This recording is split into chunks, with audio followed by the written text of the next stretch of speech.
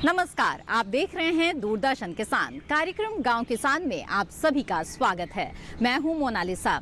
इस कार्यक्रम में हम आपके लिए खास जानकारियां लेकर आते हैं अपने 3 सेगमेंट खेती किसानी, हमारा पशुधन और कामयाब किसान के जरिए। आज खास तौर पे हम इस कार्यक्रम में बात करेंगे वर्मी कंपोस्ट और मधुमक्खी पालन के बारे में। तो आइए शुरू करते हैं आज का ये कार्यक्रम।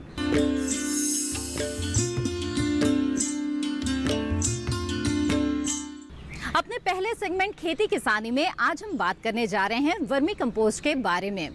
खेती का आधार ही है मिट्टी और अच्छी उपज हासिल करने के लिए जरूरी है मिट्टी का स्वस्थ होना, और इसके लिए किसान कई तरह के खाद उर्वरकों का इस्तेमाल करते हैं। लेकिन आज हम आपको बताने जा रहे हैं एक ऐसे खाद के बारे में जिसका इस्तेमाल कर ऊसर मिट्टी को भी उपजाऊ बनाया जा सकता है, और ये है वर्मी कंपोस्ट यानी केचुआ खाद। तो आइए विस्तार से जानते हैं वर्मी कंपोस्ट के बारे में।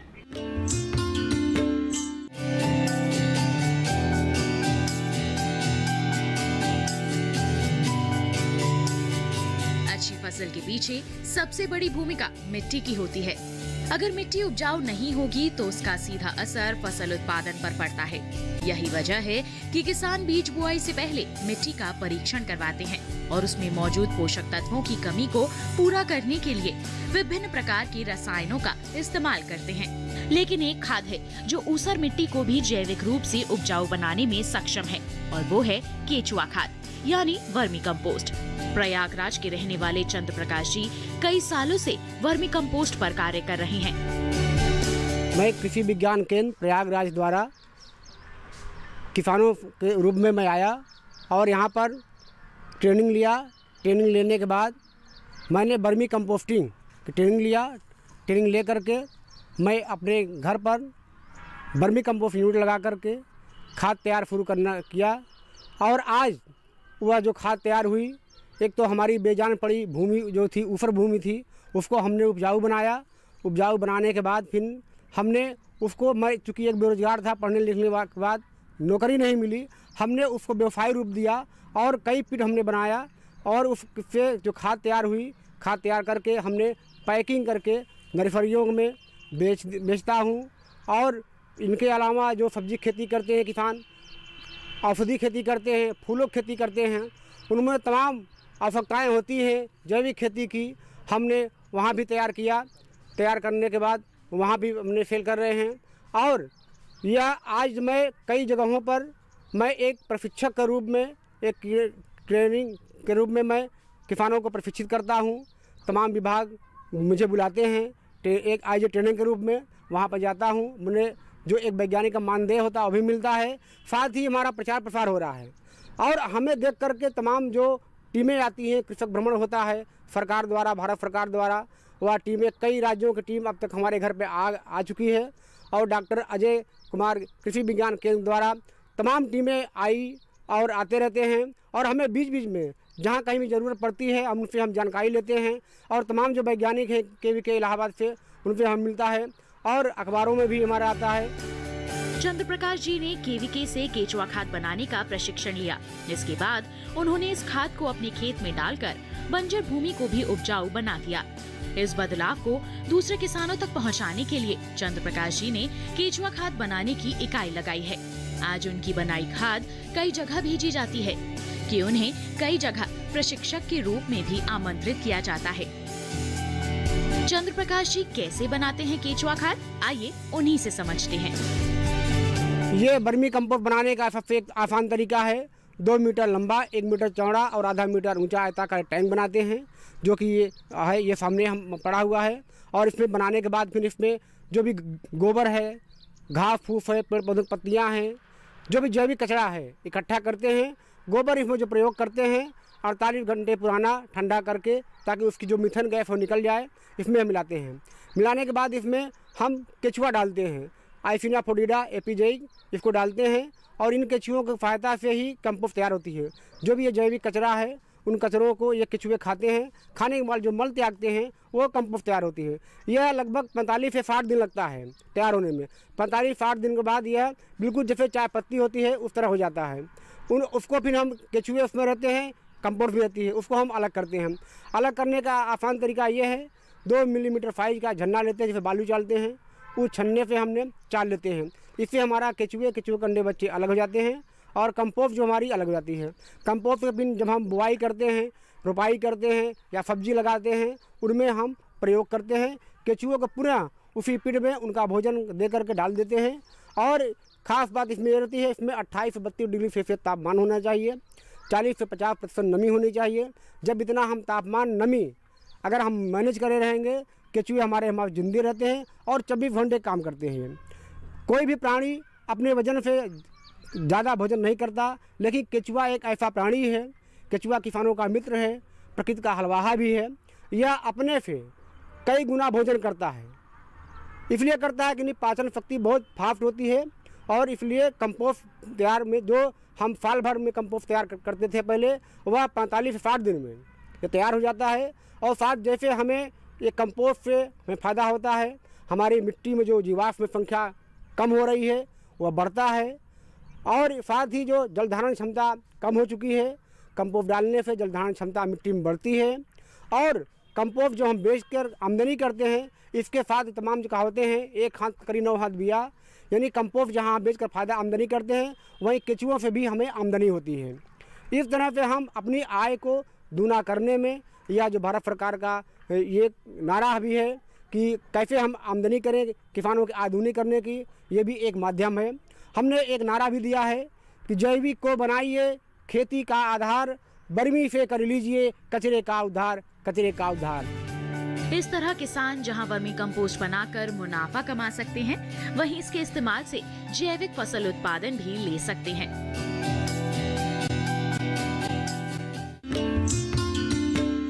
तो अभी आपने जाना वर्मी कंपोस्ट के बारे में और क्या है इसके फायदे और किस तरह से वर्मी कंपोस्ट तैयार किया जा सकता है। चलिए आगे बढ़ते हैं और यहाँ पर रुकते हैं छोटे से ब्रेक के लिए। ब्रेक के बाद देखेंगे हमारा पशुधन। आप बने रहें दूरदर्शन किसान पर।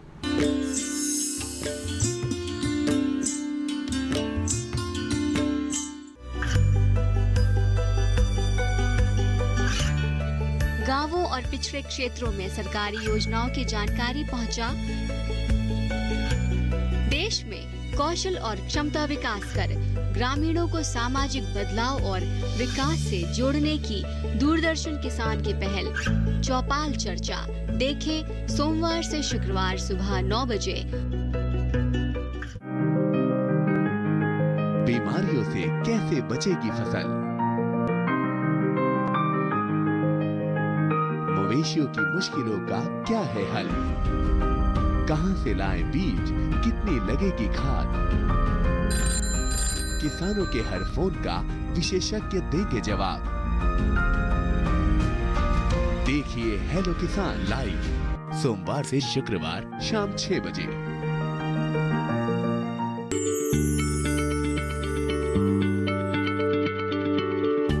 क्या आप किसी बीमारी से परेशान हैं? चाहते हैं डॉक्टर की सलाह? तो हम हैं आपके साथ, बताएंगे आपको जीने की राह। समस्याएं आपकी, समाधान देश के मशहूर विशेषज्ञों के। घर बैठे बात करें देश के जाने माने डॉक्टरों से। हमारे लाइव प्रोग्राम स्वस्थ किसान में हर शनिवार शाम 6 बजे से 7 बजे तक।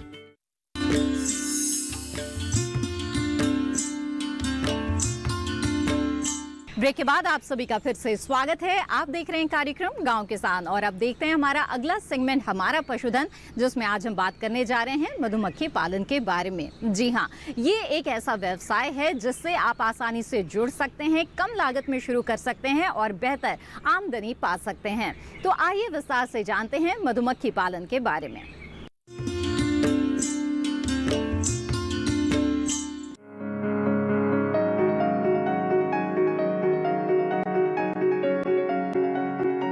मधुमक्खियां पर्यावरण संतुलन में अहम भूमिका निभाती हैं।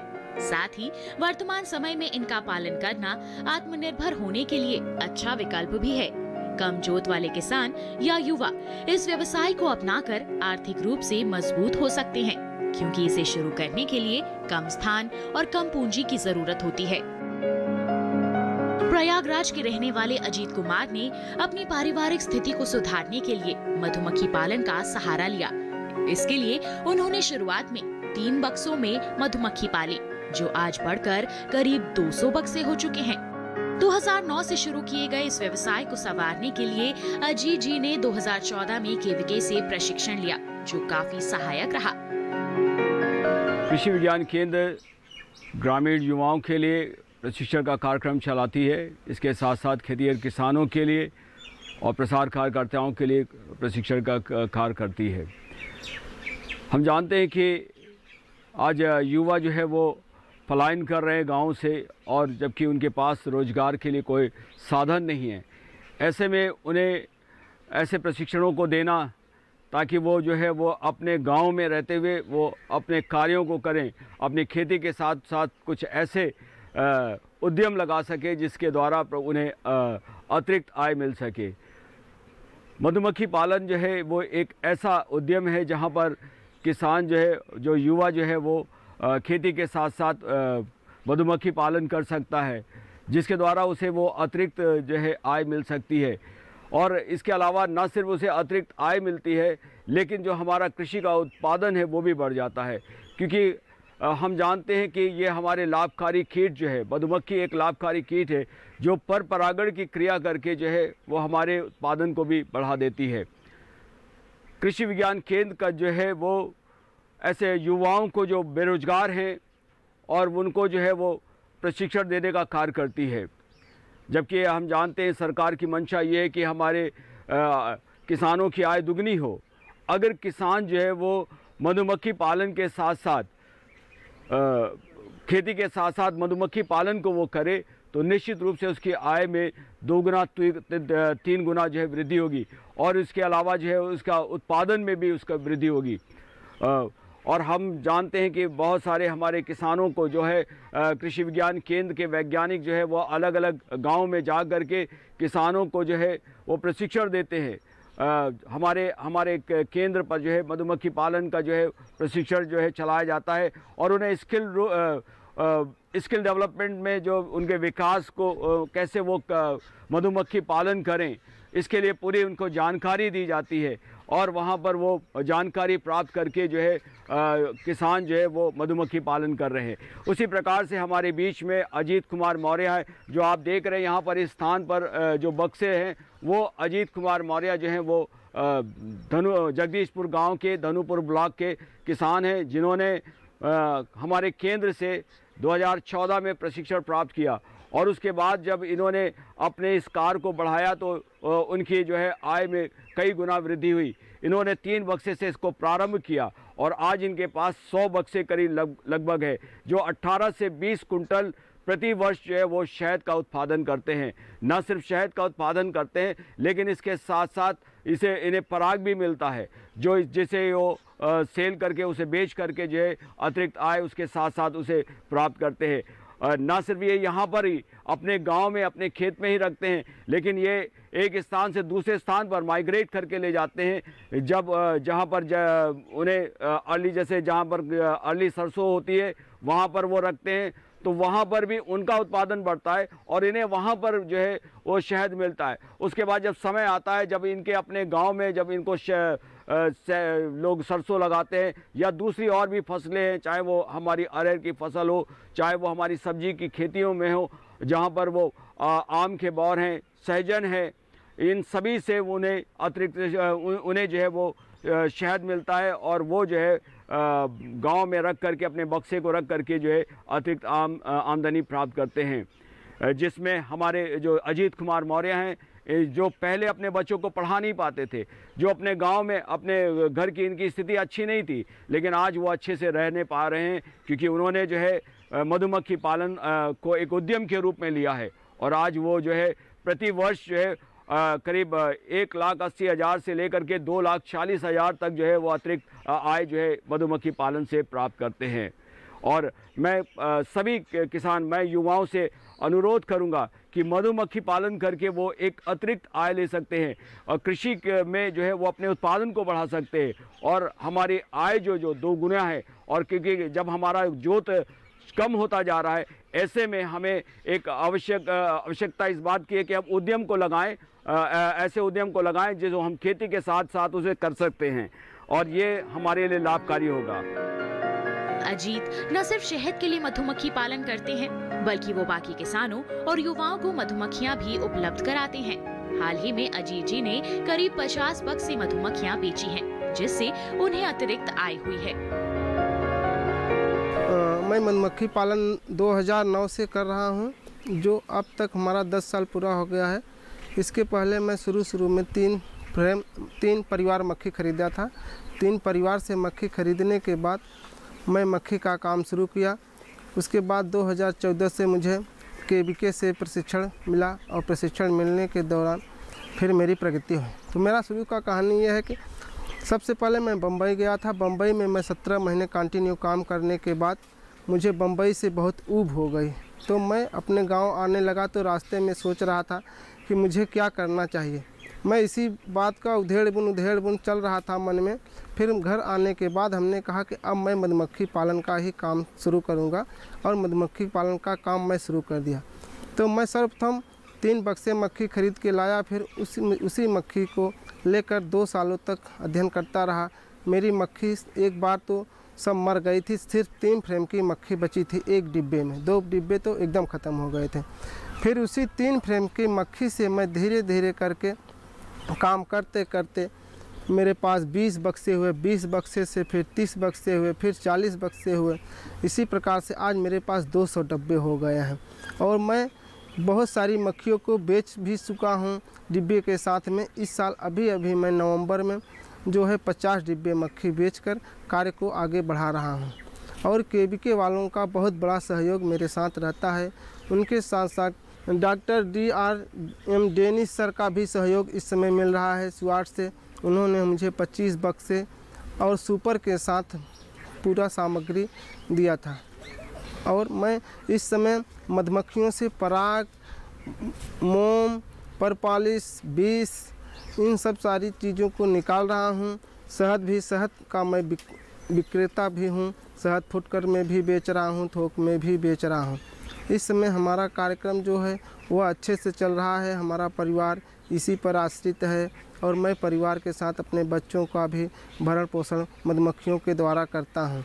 मेरे पास विशेष खेती नहीं है, लेकिन मधुमक्खी ही मेरी खेती है, मेरा व्यवसाय है, मेरा बिजनेस है, और मुझे आगे ले जाने का कार्य मधुमक्खी ही कर रहे हैं। इसके साथ साथ मैं KVK वालों का धन्यवाद देना चाहूँगा, डॉक्टर अजय सर का, जो बार हमको बीच में हमेशा जो है मार्गदर्शन देते रहते हैं, मेरी ऊर्जा को हमेशा बढ़ाए रखते हैं, और उन्हीं के सहारे मैं काम को आगे लेकर चल रहा हूँ। मजबूत इरादे इंसान को सफल बनाने में सहायक होते हैं। जिस तरह अजीत जी ने अपनी मेहनत से अपने आर्थिक हालात बदले हैं, इसी तरह बेरोजगार युवा KVK से प्रशिक्षण लेने के बाद अपना भविष्य संवार सकते हैं।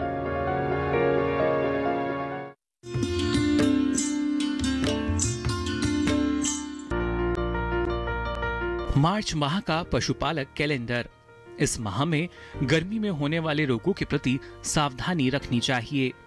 पशुओं को उनकी शारीरिक अवस्था एवं आवश्यकता के अनुसार उचित मात्रा में खनिज मिश्रण करीब 30 से 50 ग्राम प्रतिदिन देना चाहिए। इस माह में पशुओं को खुरपका, मुंहपका यानी FMD, एंथ्रेक्स, रेबीज व अन्य रोगों के विरुद्ध टीकाकरण अगर नहीं हुआ है तो टीकाकरण अवश्य कराएं।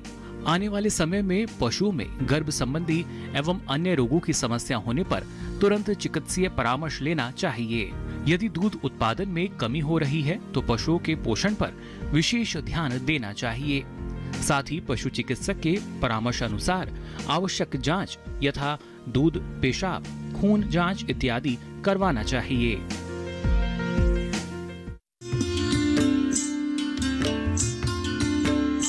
इसी के साथ कार्यक्रम गांव किसान में वक्त है एक और छोटे से ब्रेक का।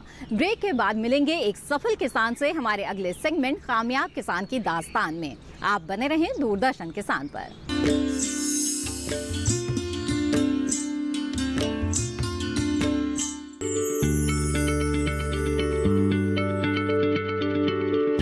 क्या आप किसी बीमारी से परेशान हैं? चाहते हैं डॉक्टर की सलाह? तो हम हैं आपके साथ, बताएंगे आपको जीने की राह। समस्याएं आपकी, समाधान देश के मशहूर विशेषज्ञों के। घर बैठे बात करें देश के जाने माने डॉक्टरों से। हमारे लाइव प्रोग्राम स्वस्थ किसान में हर शनिवार शाम 6 बजे से 7 बजे तक। बीमारियों से कैसे बचेगी फसल, मवेशियों की मुश्किलों का क्या है हल, कहां से लाएं बीज, कितनी लगेगी खाद, किसानों के हर फोन का विशेषज्ञ देंगे जवाब। देखिए हेलो किसान लाइव सोमवार से शुक्रवार शाम 6 बजे।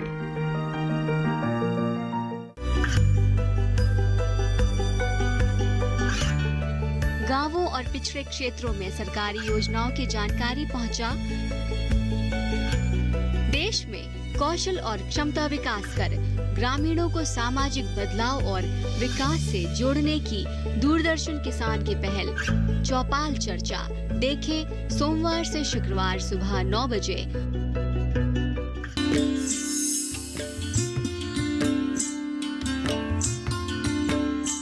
ब्रेक के बाद आप सभी का फिर से स्वागत है। आप देख रहे हैं कार्यक्रम गांव किसान। आइए देखते हैं कामयाब किसान की दास्तान, जिसमें हम एक बार फिर से आपके लिए लेकर आए हैं एक सफल और प्रेरक किसान की कहानी। जानेंगे कि किस तरह से इन्होंने कामयाबी हासिल की है एक क्षेत्र में।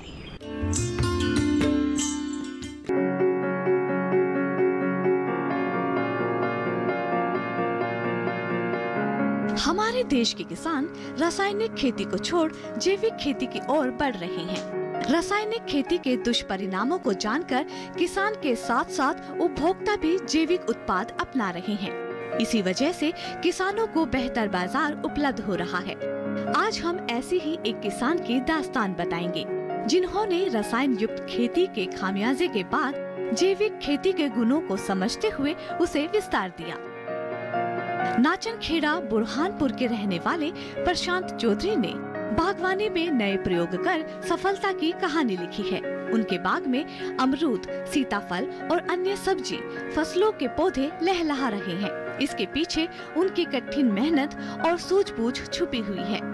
जीवन के पिछले पन्नों को पलटते हुए प्रशांत बताते हैं कि वो नासिक के स्कूल में शिक्षा लिया करते थे, लेकिन पिता की अचानक तबीयत बिगड़ने पर घर की पूरी जिम्मेदारी प्रशांत पर आ गई। जिम्मेदारी को संभालने के लिए प्रशांत ने बीच में ही पढ़ाई छोड़ दी और खेती का काम संभालने लगे।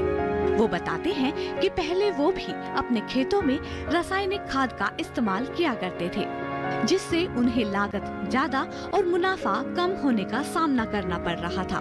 लेकिन जिंदगी में तब नया मोड़ आया जब उन्हें पता चला कि रसायन युक्त खाद्य पदार्थों के सेवन से उनके परिवार में संतान सुख नहीं मिल पा रहा है। इसके बाद प्रशांत ने रासायनिक खेती को अलविदा करते हुए जैविक खेती को अपनाया। पहले तो शुरू में मैंने रासायनिक खेती से शुरुआत की, जैसे पूरे गांव में कर रहे थे लोग। उसके बाद 2003 में मेरी शादी हुई। शादी के 2-3 साल बाद तक सब ठीक था, नॉर्मल। फिर उसके बाद बच्चे के लिए इलाज चालू हुआ,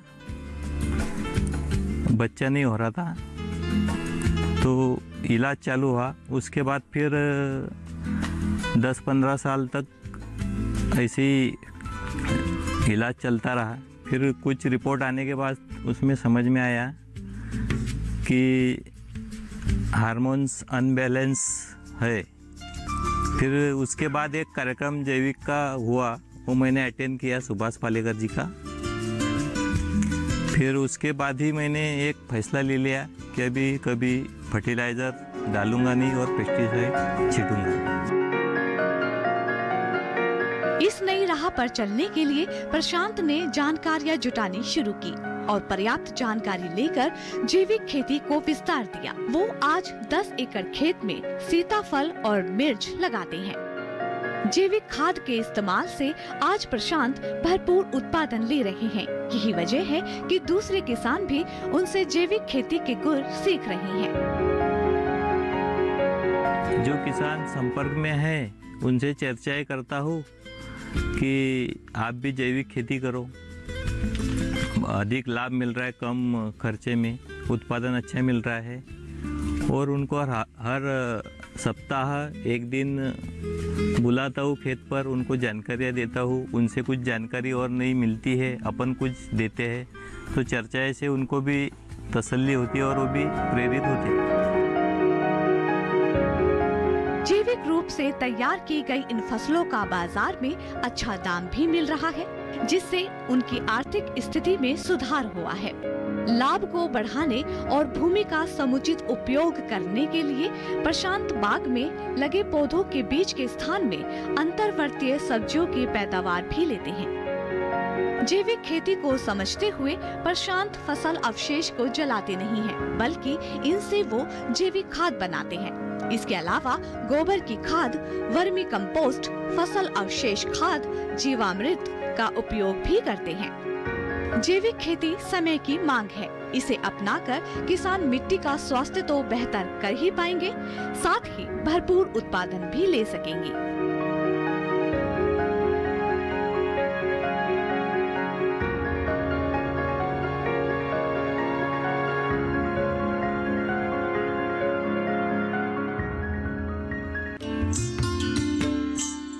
इसी के साथ कार्यक्रम गांव किसान में आज बस इतना ही। मुझे दीजिए इजाजत। आप बने रहें दूरदर्शन किसान पर। नमस्कार।